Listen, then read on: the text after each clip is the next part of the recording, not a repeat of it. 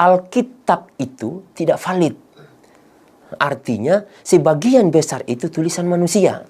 Nah, sehingga saya sampaikan bahwa ini kitab hanya dikarang. Alkitab ini palsu. Ini buatan tangan manusia.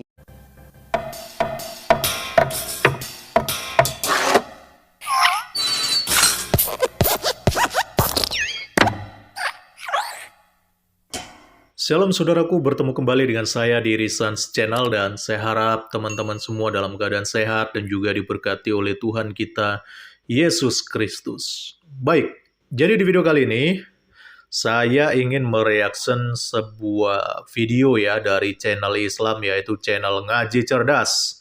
Saya nggak ngerti kenapa namanya Ngaji Cerdas, tapi konten-kontennya berisi tentang penghujatan-penghujatan tentang agama Kristen dan juga Alkitab ya.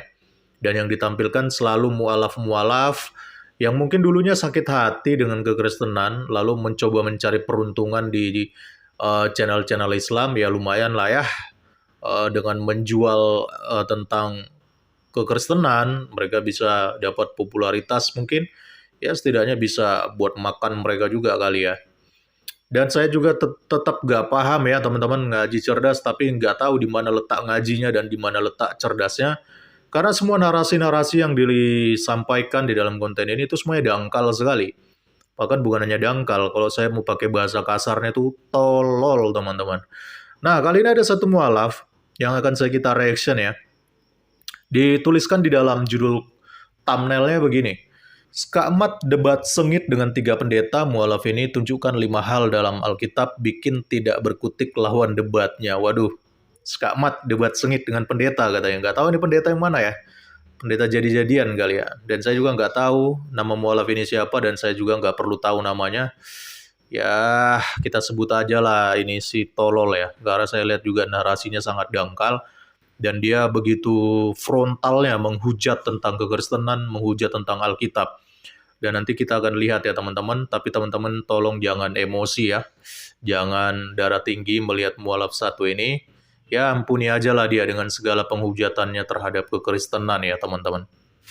Tapi sebelumnya saya mau disclaimer dulu ya teman-teman. Video ini cukup panjang ya. Kalau kita lihat durasinya sini ada 43 menit dia bicara ya. Jadi ada begitu banyak narasi yang dia sampaikan tentang penghujatan terhadap kekristenan. Jadi saya akan mereaction atau meluruskan beberapa hal yang benar-benar esensi ya. Poin-poin besarnya doang. Karena banyak sih sebenarnya pertanyaan-pertanyaan dia ataupun penyesatan yang dia lakukan terhadap kekristenan itu semua sudah banyak diluruskan oleh para apologet Kristen ya. Mungkin dianya aja yang kurang belajar ya. Tapi di video kali ini saya akan mereaction bagian-bagian penting yang esensi dan saya akan bagi ini nanti dalam 2 part ya. Nanti ada part keduanya dan mudah-mudahan besok bisa saya upload juga part keduanya ya teman-teman. Jadi nanti kalau misalnya ada yang keberatan loh, kenapa videonya dipotong-potong ya. Kan saya sudah sampaikan bahwa ini hanya membahas tentang masalah-masalah yang esensi yang dia sampaikan. Selebihnya mungkin kalau mualaf ini keberatan, nggak terima saya hanya membahas yang esensi, yuk langsung aja kita debat kalau mau full gitu ya. Langsung kasih tahu saya kalau mau debat, ya saya terbuka debat, nanti saya kasih kamu kuliah gratis supaya kamu nggak tolol lagi ya dengan segala narasi yang kamu sampaikan tentang kekristenan. Ya, langsung aja kita coba dulu reaction videonya teman-teman. Jadi mohon maaf kepada teman-teman Nasrani, orang Kristen, kita buat ini bukan untuk menyalahkan atau menyudutkan agama Kristen, tidak. Ini hanya edukasi kepada teman-teman kaum muslimin agar mereka mengetahui, tidak tersesat seperti saya. Oke, dia memulai argumentasinya dengan memohon maaf terlebih dahulu ya. Ya, kelihatan sopan tapi munafik teman-teman. Karena dia bilang begini, konten ini dibuat bukan untuk menyalahkan atau menyudutkan umat Kristen katanya, tapi hanya edukasi kepada muslimin agar mereka tidak tersesat. Ini 2 hal yang paradoks ini, bertentangan. Mungkin dia nggak belajar apa itu etika logika ya, bagaimana cara berpikir itu ya. Jadi dia katakan bukan tujuan menyalahkan atau menyudutkan, tapi di premis yang kedua dia katakan hanya edukasi kepada muslimin agar mereka tidak tersesat. Artinya, dia sudah mengklaim bahwa agama Kristen itu sesat. Makanya dia buat ini katanya untuk edukasi. Jadi nggak usah kamu embel-embel pakai kata mohon maaf di awal. itu nggak laku buat saya ya. Jadi kalau kamu memang mau menghujat, ngaku aja menghujat, gak usah pakai permintaan maaf terlebih dahulu, tapi ujung-ujungnya kamu menunjukkan bahwa karakter kamu memang untuk menghujat tentang kekristenan. Oke, kita lihat narasinya lagi. Jadi di kitab Matius 12 ayat 18, ini saya akan tunjukkan ke teman-teman bahwa ini bukan bahasa saya. Ini bukan bahasa saya. Ini jelas sangat tertulis di sini, Yesus hamba Tuhan. Ini sangat jelas nih, bisa di zoom. Ini nih. Ini jelas-jelas tertulis Yesus hamba Tuhan. Sehingga pada ayat 18 dijelaskan, lihatlah itu hambaku yang kupilih, yang kukasihi. Ini kata Tuhan ini. Yesus itu hamba, bukan Tuhan. Ini kata Tuhan ini. Dan ini terdapat pada kitab Injil. Injil Matius ini. Ini kitab Injil Matius. Ini yang perlu teman-teman pahami ya. Bukan saya yang katakan Yesus bukan Tuhan, tetapi Alkitab ini sendiri yang mengatakan bahwa Yesus bukan Tuhan. Ini Alkitab yang mengatakan. Sehingga perdebatan saya dengan pendeta YH Kaluti saat itu, saya hampir dipukul tuh sama seorang orang tua. Jadi ketika saya mengatakan bahwa Yesus bukan Tuhan, dia marah. Jadi saya katakan, saya tidak pernah mengatakan Yesus bukan Tuhan. Saya tidak pernah mengatakan. Kebetulan saya membaca di Alkitab ketika saya belajar. Makanya saya katakan, Yesus hamba Tuhan. Itu yang pertama. Ya, katanya dia mau dipukul katanya. Ya, mungkin kamu mau dipukul karena kamu kepalamu terlalu bebal, susah dipakai buat bernalar atau berlogika ya. Kamu mengatakan bahwa Yesus itu bukan Tuhan, hanya gara-gara kamu menemukan ada satu kata atau teks di dalam Injil Matius yang mengatakan bahwa Yesus itu hamba. Ya, dan kamu nggak paham tentang ini. Inilah salah satu kedunguan dari para polemikus-polemikus Muslim ya, yang begitu harafiahnya dan literal yang mereka di dalam menafsirkan Alkitab. Jadi mereka ini memang nggak ngerti gitu tentang makna-makna yang tersirat di dalam kata-kata yang ada di dalam teks Injil Matius ataupun kitab-kitab lainnya. Jadi Yesus dikatakan hamba itu dalam artian adalah karena dia untuk menjalankan misi daripada Allah, yaitu misi penebusan itu sendiri. Jadi Allah yang adalah roh, inkarnasi menjadi daging, yaitu yang kita kenal dalam rupa Yesus Kristus, untuk taat sampai di atas kayu salib. Melakukan misi penebusan yang hanya bisa dilakukan oleh Allah itu sendiri karena manusia tidak ada yang bisa melakukannya. Filipi 2 ayat 8-11 menjadi dalil daripada semua ini ya. Dan dalam keadaan sebagai manusia, ia telah merendahkan dirinya dan taat sampai mati. Ada kata taat di sini, yaitu merujuk kepada Yesus yang harus taat sebagai hamba untuk mati di atas kayu salib. Itulah sebabnya Allah sangat meninggikan dia dan mengaruniakan kepadanya nama di atas segala nama, supaya dalam nama Yesus bertekuk lutut segala yang ada di langit dan yang ada di atas bumi dan yang ada di bawah bumi, dan segala lidah mengaku Yesus Kristus adalah Tuhan bagi kemuliaan Allah Bapa. Jadi jangan kamu hanya menyoroti kata Yesus sebagai hamba, tapi kamu mengabaikan kalimat-kalimat lain yang menyampaikan bahwa Yesus itu juga adalah Tuhan. Kemudian yang kedua adalah ketika Yesus dibaptis. Nah, ketika Yesus dibaptis itu, keluarlah burung menyerupai burung merpati, dan Allah berfirman, inilah anakku yang kukasihi, kepadanya lah aku berkenan. Itu kata Allah. Nah, ketika kata inilah anakku ini, tentunya kalau dia anak tidak mungkin bapak. Saya berikan contoh, logika sederhana.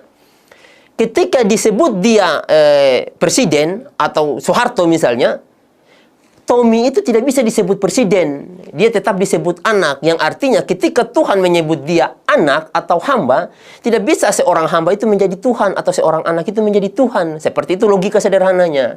Ya, sepertinya mualaf ini pada waktu dia masih Kristen ya, dia nggak mengerti apa itu tentang Allah Tritunggal ya. Makanya konsep berpikiran sangat kacau.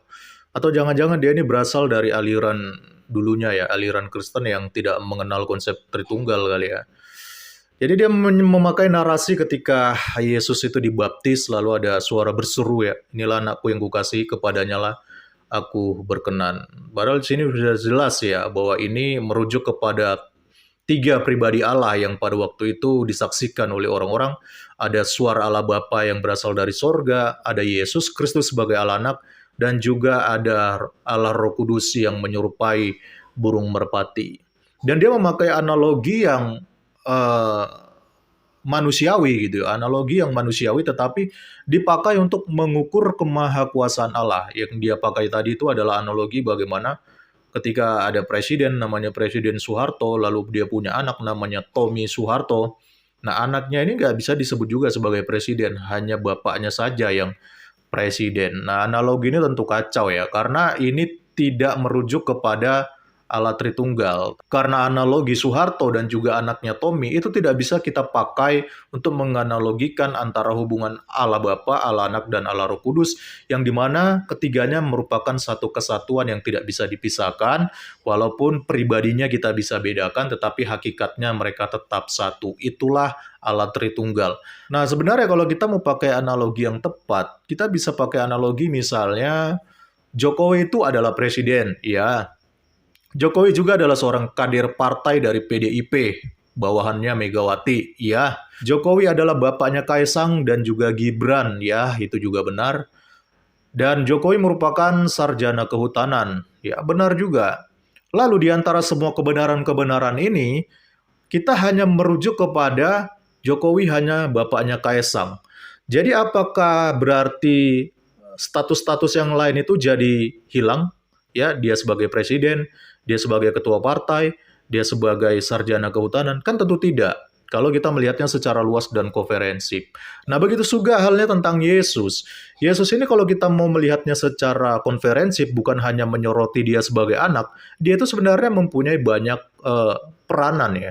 Dia juga dikatakan sebagai imam yang agung, dikatakan sebagai raja, dikatakan sebagai nabi, dikatakan sebagai utusan, dikatakan sebagai anak Allah.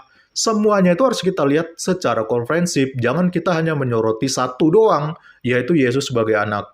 Tapi kita mengabaikan bahwa Yesus juga disebut sebagai Tuhan, Yesus juga disebut sebagai nabi, disebut sebagai raja, imam, dan sebagainya. Jadi begitu cara yang tepat untuk kita memandang Yesus Kristus. Jangan kita hanya melihat satu doang, tapi lihatlah secara komprehensif. Statusnya dia itu apa. Ini alasannya mengapa saya dengan lantang mengatakan bahwa Yesus itu bukan Tuhan dengan 3 dasar ini. Sebetulnya banyak ayat-ayat, bahkan ratusan ayat, kalau kita mau paparkan dalam Alkitab ini, kita mau tunjukkan semuanya dalam Alkitab ini, banyak ayat, ratusan ayat yang mengatakan bahwa Yesus itu bukan Tuhan. Tetapi yang saya ambil di sini cukup 3 ayat ini yang betul-betul menunjukkan bahwa benar Yesus itu bukan Tuhan. Itu kesimpulan saya yang pertama. Banyak ayat yang menunjukkan bahwa Yesus itu bukan Tuhan katanya. Bahkan katanya ada sampai ratusan. Kalau gitu kasih kepada saya satu aja ayat yang mengatakan bahwa Yesus bukan Tuhan. Ya, saya tunggu. Kasih kepada saya ayat yang mengatakan Yesus itu bukan Tuhan. Kamu memakai ayat yang mengatakan Yesus itu hanya hamba, Yesus itu hanya anak, tetapi kamu mengabaikan ayat-ayat lain yang mengatakan Yesus juga adalah nabi, Yesus juga adalah utusan, Yesus juga adalah anak Allah, Yesus juga adalah domba Allah, dan Yesus juga adalah Tuhan. Kamu jangan abaikan itu dong. Jangan kamu hanya memakai ayat-ayat yang mengatakan Yesus sebagai hamba, lalu juga ada ayat mengatakan Yesus sebagai anak, dan kamu mengabaikan ayat-ayat lainnya yang mengatakan Yesus adalah Tuhan. Nah, itu kan ngaco namanya.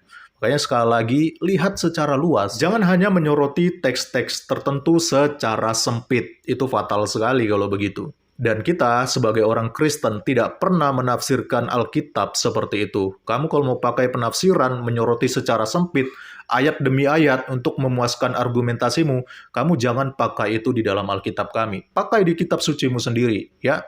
Karena kami tidak pernah diajarkan untuk berpikir sempit seperti itu. Kesimpulan saya yang kedua. Alkitab itu tidak valid. Artinya, sebagian besar itu tulisan manusia. Alkitab tidak valid, sebagian besar tulisan manusia. Nah, ini kita akan luruskan nanti ya. Sepertinya dia punya pemahaman atau konsep yang salah tentang kitab suci. Saya tunjukkan kepada teman-teman di sini. Ini kitab Kejadian, Keluaran, Imamat, Bilangan, Ulangan, itu yang disebut kelima kitab Musa. Kelima kitab Musa, itu kitab Taurat, kelima kitab Musa. Kemudian di sini ada kitab Mazmur. Ini kitab Daud ini, kitab Mazmur Daud. Ini kitab Mazmur Daud. Nah, kemudian Injil. Nah, Injil itu ada 4 kitab. Di Injil itu ada 4 kitab. Ini. Kitab Injil itu Matius, Markus, Lukas, Yohanes. Itu kitab Injil. Nah, yang selebihnya apa? Yang selebihnya itu adalah surat. Ini. Surat Paulus, dan surat Paulus. Bisa kita lihat pada judul di sini ini. Bisa kita lihat pada judul di sini. Nah, ini bukan firman Tuhan. Kalau surat Paulus kepada jemaat di Roma, kepada jemaat di Korintus, kepada jemaat di Galatia, ini bukan firman Tuhan. Artinya, ini surat menyurat. Nah, kalau kita dalam Islam mengatakan ini adalah hadis. Gitu. Itu pun hadisnya hadis mungkar. Seperti itu. Ya, ternyata memang jelas ada konsep yang salah di dalam kepalanya si mualaf ini ya. Dan sekali lagi sepertinya memang pada waktu dia Kristen, dia belum memenuhi sepenuhnya tentang ajaran Kristen. Jadi konsep firman Tuhan atau konsep kitab suci di dalam agama Kristen, jangan disamakan dengan konsep yang ada di dalam ajaran Islam ya. Karena kita percaya bahwa 2 Timotius 3:16 mengatakan, segala tulisan yang dihilangkan Allah memang bermanfaat untuk mengajar, untuk menyatakan kesalahan, untuk memperbaiki kelakuan, dan untuk mendidik orang dalam kebenaran. Jadi dalam konsep kita, kitab suci itu memang ditulis oleh manusia, tetapi atas penghilman Allah, wahyu daripada Allah. Jadi bukan sesuatu yang jatuh gedebuk dari langit, ya, tanpa ada campur tangan manusia. Tidak. Orang-orang yang menulis kitab suci, mereka semua dituntun oleh Roh Allah, ya, dituntun oleh Allah itu sendiri untuk menuliskan kitab suci itu. Mulai dari perjanjian lama sampai kepada perjanjian baru. Nah, termasuk juga Paulus ketika dia menuliskan surat-surat kepada jemaat-jemaatnya. Ada yang di Filipi, ada yang di Tesalonika, dan sebagainya. Dia menuliskan itu karena mendapatkan wahyu, pengilhaman dari Allah. Dituntun oleh Allah sendiri untuk menuliskan teks demi teks itu, yang akhirnya itu nanti menjadi pedoman bagi jemaat-jemaat yang ada di Filipi, Tesalonika, dan sebagainya. Dan itu masih kita imani sampai sekarang. Dan tidak ada yang bertentangan dengan apa yang Tuhan Allah sudah ajarkan dari sejak semula. Itulah hebatnya Alkitab kami. Tidak pernah ada kontradiksi, mulai dari Kejadian pasal 1 sampai pada Wahyu yang terakhir. Jadi sekali lagi, di dalam konsep iman Kristen tidak ada kitab yang jatuh gedebuk dari langit, tetapi semuanya ditulis oleh manusia, ditulis oleh saksi mata, atas dasar wahyu dan pengilhaman daripada Tuhan Allah itu sendiri. Nah, sehingga saya sampaikan bahwa ini kitab hanya dikarang. Hanya menceritakan tentang kejadian bagaimana perjalanan hidupnya Yesus, bukan firman Tuhan. Nah, itu pun mereka lakukan, mereka buat ini, itu pun mereka tidak kerjakan. Ya, ini yang kedua ini yang saya katakan bahwa Alkitab ini palsu. Ini buatan tangan manusia. Oke, Alkitab dikarang, palsu, buatan tangan manusia katanya. Ya, teman-teman enak banget ya jadi Islam ini memang ya. Mereka begitu bebas menghujat Kristen, mengatakan Alkitab palsu, dikarang, buatan tangan manusia, tidak valid, dan sebagainya. Tapi begitu kita tanya, mana kalau begitu kitab yang asli? Mereka bingung sendiri, teman-teman. Inilah mereka ya, bebas menghujat Kristen dengan serampangan, dan bebas daripada undang-undang ITE. Coba kalau ini kita terapkan juga di dalam kita menghina kitab mereka dan ajaran mereka. Pasti langsung kita akan terkena undang-undang penistaan agama. Tapi nggak apa-apa, biarkan mereka menghujat tentang kitab suci kita. Suatu saat, walaupun mereka lolos dari hukuman dunia, Tuhan sendiri yang akan berperkara kepada mereka. Perdebatan saya dengan para pendeta itu membahas yang ketiga adalah perihal tidak ada satupun di dalam Alkitab itu perintah Tuhan yang orang Kristen kerjakan. Tidak ada satupun. Tidak ada satupun perintah dalam Alkitab atau perintah Tuhan yang dikerjakan oleh orang Kristen. Oke, kita dengar dulu perintah yang mana yang dimaksud oleh si mualaf ini. Nah, makanya saya sampaikan di sini. Karena kenapa? Kita mulai bahas dari sunat. Ini sunat ini perintahnya wajib bagi orang Kristen. Karena kenapa? Di kitab Kejadian 17 ayat 13 jelas dikatakan di situ. Setiap laki-laki, Kejadian 17 ayat 14. Setiap laki-laki yang tidak dikerat kulit katanya, maka akan dilenyapkan dari antara orang-orang sebangsanya. Ini kata Allah. Ya, dia bilang katanya Kristen itu wajib sunat. Saya nggak tahu di mana dalilnya Kristen wajib sunat. Dan yang dia pakai adalah dalil Kejadian, di mana pada waktu itu Kristenan belum lahir. Pada waktu Kejadian, ya, mengenai tentang perjanjian sunat itu diberikan kepada Abraham, mana menjadi cikal bakalnya orang-orang Yahudi lah, sebagai nenek moyangnya orang-orang Yahudi. Jadi jangan kamu sangkut pautkan dengan kekristenan, enggak, karena ini sunat merupakan tanda perjanjian Allah dengan Abraham dan keturunannya. Makanya kamu baca secara lengkap, Kejadian 17 ayat 13 mengatakan begini, orang yang lahir di rumahmu dan orang yang engkau beli dengan uang harus disunat. Maka dalam dagingmu lah perjanjianku itu menjadi perjanjian yang kekal. Ini perkataan Tuhan kepada Abraham yang merupakan cikal bakalnya orang Yahudi, yang merupakan nenek moyangnya orang Yahudi. Jadi yang diwajibkan di sini adalah orang yang lahir di rumahmu dan orang yang engkau beli dengan uang harus disunat. Jadi yang merupakan kewajiban untuk disunat sini adalah Abraham dan keturunannya berserta dengan budak-budaknya. Sebagai apa? Sebagai tanda perjanjian Allah dengan Abraham sebagai cikal bakalnya bapa daripada orang Yahudi, ya, dari orang-orang Israel. Dan sampai sekarang sunat itu masih menjadi tradisi, masih diwajibkan kepada orang-orang Yahudi. Jadi nggak ada masalah. Jangan kamu sangkut pautkan dengan kekristenan. Kekristenan itu kan lebih luas, mencakup dari segala bangsa, bukan hanya berasal dari orang Yahudi. Ada orang Yunani, ada orang Indonesia, ada orang-orang Eropa. Itu namanya kekristenan yang percaya kepada Kristus. Tetapi tentang kewajiban sunat itu hanya dikhususkan kepada Abraham dan keturunannya sebagai tanda perjanjian Allah kepada Abraham. Tapi walaupun begitu bukan berarti yang lain tidak boleh sunat. Boleh, tapi tidak diwajibkan sebagaimana Allah mewajibkan itu kepada Abraham dan keturunannya. Saya sendiri walaupun saya bukan orang Yahudi, saya sunat. Tapi nggak mungkin dong saya tunjukkan kepada kamu, kan? Nggak mungkin. Karena saya berpikir ya supaya menurut medis sehat ya saya lakukan. Tapi bukan berarti saya menganggapnya kalau sunat itu ya nanti saya masuk surga. Bukan itu yang penting ya. Tetapi sini sekali lagi saya mau tekankan, sunat itu hanya tradisi orang-orang Yahudi, di mana pada hari ke-8 mereka wajib untuk disunat. Nah, kemudian pendeta saat itu menyangga kepada saya. Jadi katanya begini, kata pendeta, kedatangan Yesus itu adalah memperbarui perjanjian lama. Jadi khitan ini tidak berlaku. Saya bilang sama pendeta begini, Pak Pendeta keliru. Pak Pendeta keliru jika mengatakan bahwa Yesus itu datang untuk memperbaharui kitab lama. Oh, salah. Mari kita baca kitab Matius 5 ayat 17. Silakan teman-teman buka. Jadi kita buka Matius 5 ayat 17. Ini. Jadi dalam kitab Matius 5 kata Yesus, ini kata Yesus ini. Jadi bukan kata saya. Kata Yesus di sini, jangan kamu menyangka bahwa aku datang untuk meniadakan hukum Taurat atau kitab para nabi. Aku datang bukan untuk meniadakannya, melainkan untuk menggenapinya. Lanjutannya pada ayat 18. Karena aku berkata kepadamu, sesungguhnya selama belum lenyap langit dan bumi. Nah, ini yang harus kita garis bawahi bersama. Sebelum lenyap langit dan bumi, satu titik atau satu iota dari hukum Taurat tidak akan dihilangkan, tetapi digenapi. Nah, mari kita kembali ke ayat sunat tadi itu. Di kitab Kejadian 17 ayat 14 itu adalah hukum Taurat. Nah, hukum Taurat ini kata Yesus tidak akan pernah hilang itu sampai hari kiamat. Nah, karena itu perjanjian Allah dengan Abraham sampai turun-temurun. Itu kata Abraham, kata Allah kepada Abraham. Sehingga Yesus menguatkan pada ayat ini bahwa hukum Taurat itu tidak akan ditiadakan, tetapi akan digenapi. Memang tolol manusia satu ini ya. Dia bilang katanya sunat itu merupakan hukum Taurat.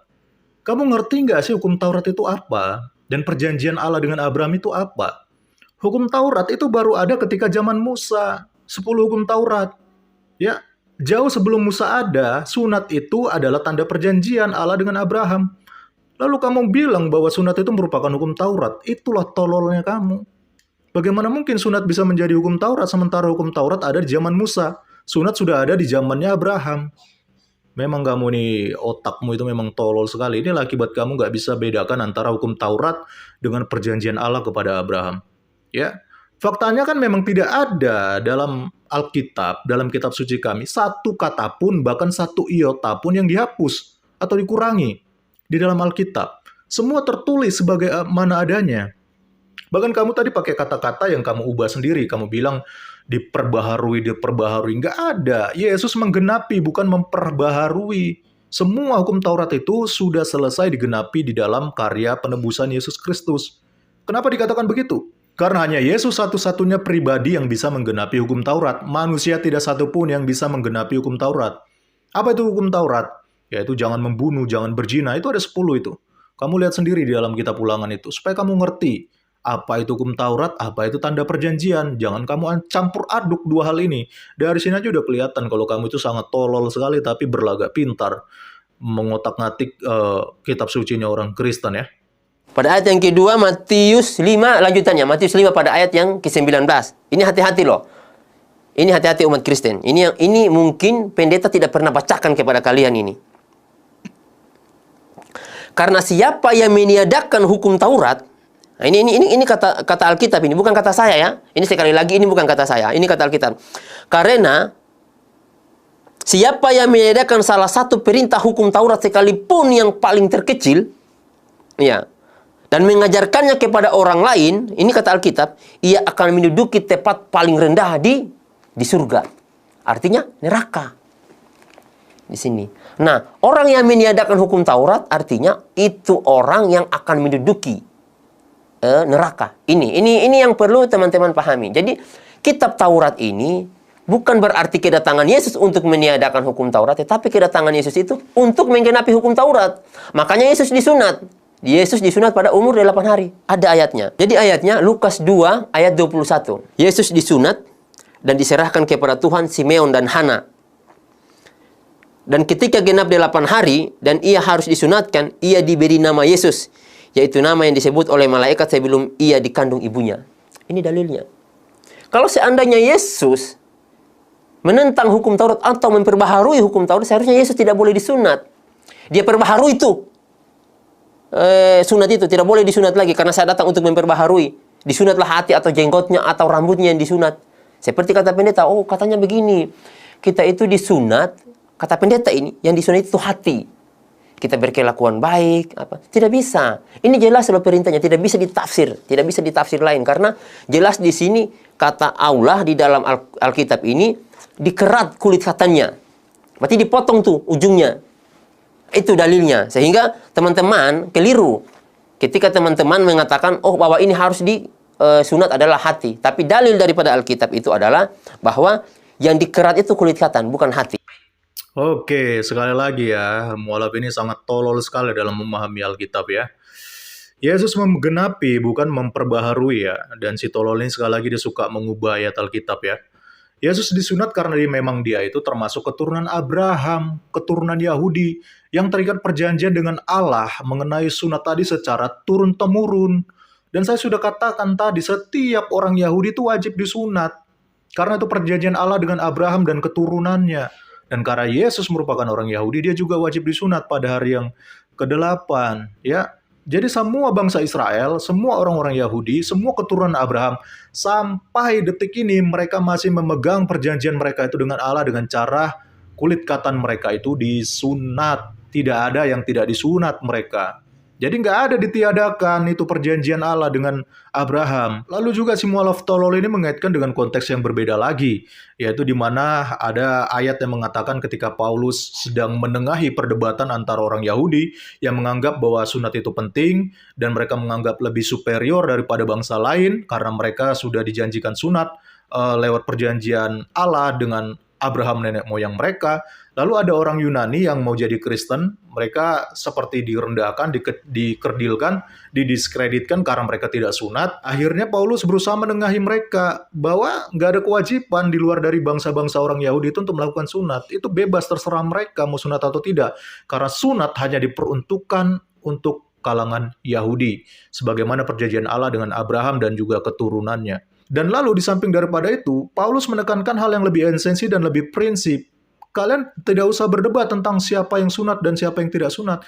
Yang paling penting adalah sunat hati. Bagaimana hati kalian itu disunat dari segala kejahatan, dari segala iri dengki, kecemburuan, penghujatan, dan lain sebagainya.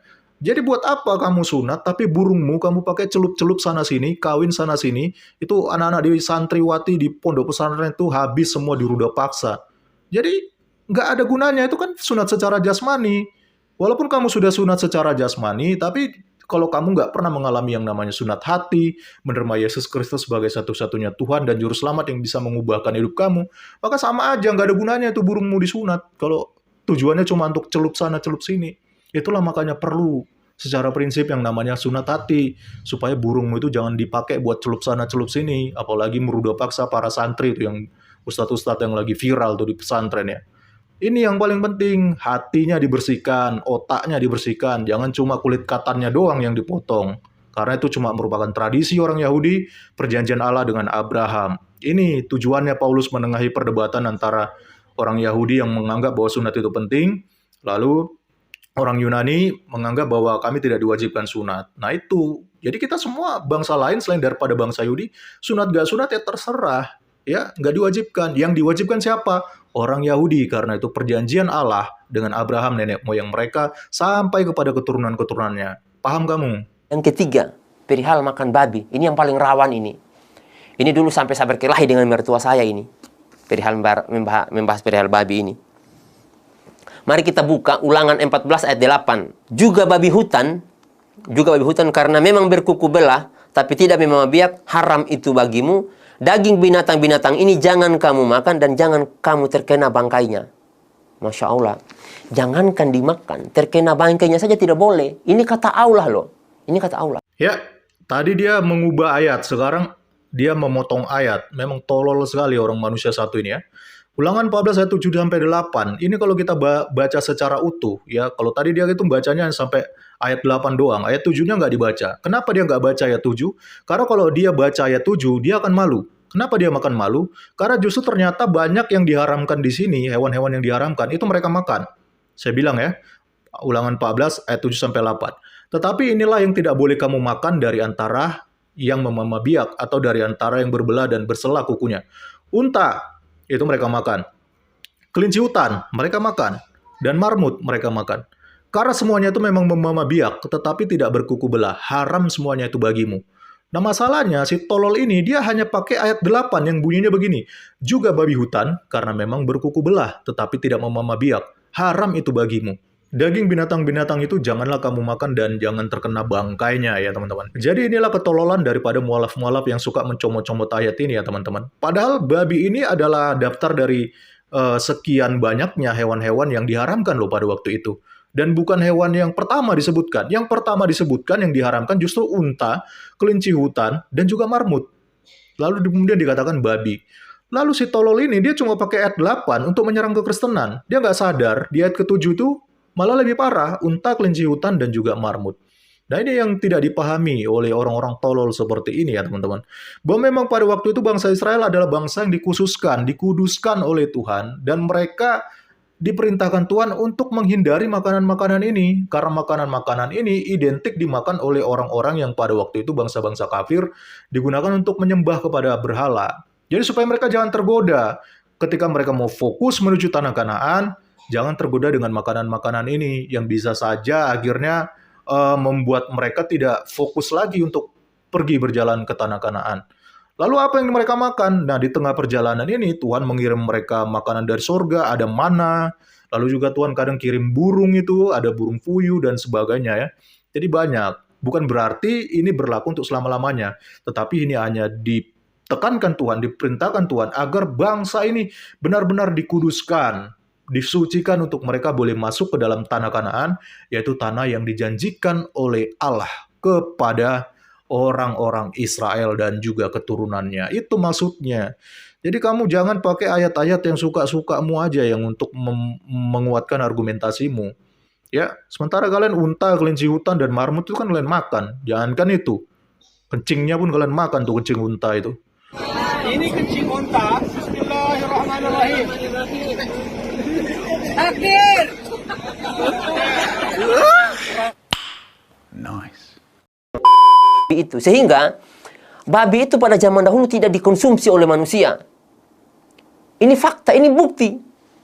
Mari kita lihat pada waktu Yesus mengusir roh jahat, babi itu tidak dikonsumsi oleh orang-orang terdahulu, termasuk Yesus. Nah, buktinya apa? Kita lihat di Markus 5 ayat 12. Lalu roh itu meminta kepadanya, katanya, suruhlah kami pindah ke dalam babi-babi itu. Biarkanlah kami memasukinya. Nah, kemudian ayat selanjutnya pada ayat yang ke-13, Yesus mengabulkan permintaan mereka, lalu keluarlah roh-roh jahat itu dan memasuki babi-babi itu. Kawanan babi itu yang kira-kira 2.000 jumlahnya. Kurang lebih 2.000 jumlah babi itu. Jadi roh jahat ini diusir tuh sama Yesus, dilempar ke babi. Dan ini ada benang lurusnya nanti sampai kepada Nabi Muhammad. Ini ada benang lurusnya. Nah, mengapa sampai saya masuk Islam? Ada benang lurusnya di sini nanti. Nah, di sini sudah jelas-jelas dikatakan bahwa setan itu diusir ke babi. Artinya, zaman dahulu itu babi tidak dimakan. Kalau seandainya dimakan babi, Yesus tentu mengusir setan ke sapi, mengusir setan ke kambing, mengusir setan ke domba atau ke ayam. Tapi tidak. Karena memang babi ini makanan yang tidak dikonsumsi saat itu, sehingga diusir ke babi. Babi bukan makanan yang dikonsumsi pada saat itu. Lalu untuk apa babi dipelihara sampai 2000 ekor? Diternakkan sampai 2000 ekor dikatakan dalam teks itu. Gak mungkin orang beternak babi sampai 2000 ekor kalau bukan untuk dikonsumsi. Masa ada orang beternak babi, dikasih makan, dipelihara baik-baik, bukan untuk dikonsumsi, untuk bersenang-senang doang gitu. Buang-buang waktu doang. Ya rugi dong. Otakmu di mana sih? Gak mengerti tentang hal seperti ini. Lalu kamu mengaitkan juga kenapa daging babi tidak dikonsumsi, karena pada waktu itu roh-roh jahat diusir kepada babi-babi tersebut. Ya, kenapa bukan diusir kepada ayam, diusir kepada sapi, diusir kepada kambing, dan sebagainya. Ya karena memang konteksnya pada waktu itu, pada waktu kejadian di Gerasa, itu yang ada hewan babi di situ, yang sampai 2000 ekor itu. Dan kamu nggak tahu yang merasuki orang Gerasa itu apa? Itu legion. Legion itu seperti iblis, ya pasukan iblis yang sangat banyak itu. Bahkan dikatakan bisa sampai 6.000 lebih jumlahnya. Seperti tentara Romawi yang sangat besar jumlahnya sampai berlaksa-laksa.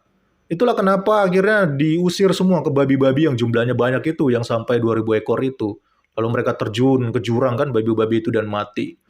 Kamu nggak paham tentang konteks ini. Jadi jangan kamu bilang babi tidak dikonsumsi. Lalu untuk apa orang melihara babi kalau bukan untuk dikonsumsi? Buang-buang waktu, buang-buang uang, buang-buang tenaga. Tolol sekali kamu. Ayat yang demikian aja kamu nggak bisa menafsirkan. Apalagi dengan ayat-ayat yang lain yang lebih yang lebih kompleks daripada hal ini. Oke lah teman-teman, untuk sementara itu dulu yang mau saya tanggapi dan saya reaction daripada mualaf tolol ini ya. Saya terus terang aja, kalau saya bilang orang tolol, saya akan terus terang katakan dia tolol. Apalagi ketololannya itu dipakai untuk menghujat Alkitab, menghujat kekristenan, saya paling tidak bisa begitu. Lebih baik saya secara tegas mengatakan, kamu itu tolol supaya kamu belajar. Kalau kamu nggak terima saya bilang tolol, kita berdebat, terserah, silakan. Saya akan beri kamu kuliah gratis, supaya kamu mengerti dan kamu nggak tolol lagi. Part 2-nya tunggu ya teman-teman, saya akan buat lagi videonya, karena masih banyak argumentasinya yang amburadul dan suka mengada-ngada dan juga tolol teman-teman. Dan lebih parah lagi nanti di part 2-nya. Oke, nantikan ya untuk part 2-nya. Salam kritis, Tuhan Yesus memberkati. Shalom.